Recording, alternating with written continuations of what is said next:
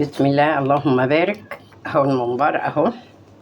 اهو يا جماعة، كمان الإضاءة كده خفيفة. بصوا كده، ادي الممبار، ادي الممبار، لا غطا حلة ولا غطا ازازة ولا عنق ازازة. عشان البصل بتاع الممبار وغسلناه حتى اخرج البصل بتاعي يعني طبعا.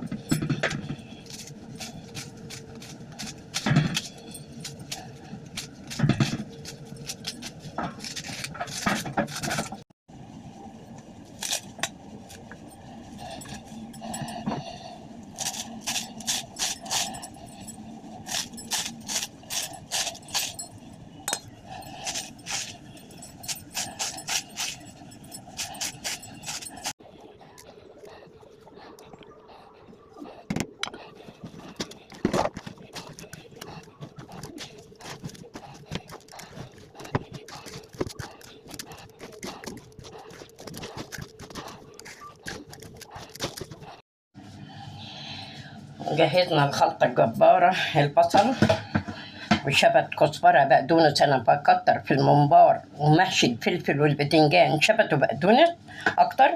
بحط شوية طماطم مش كتير.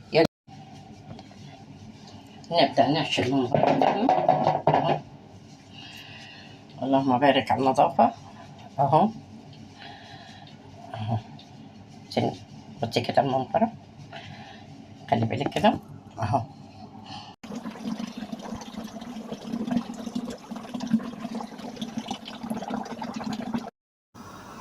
مية الممبار اهي قايمة بالغلية، بصلة، لومي، كمون وكزبرة، فلفل اسود، ورق لورا، والملح.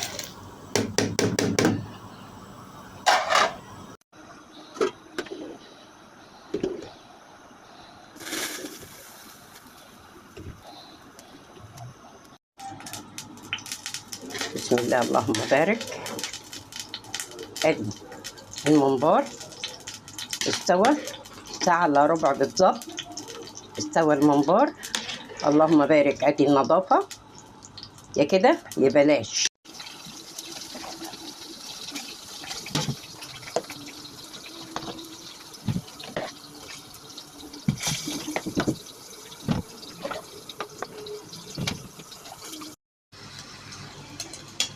خلص الممبار اهو.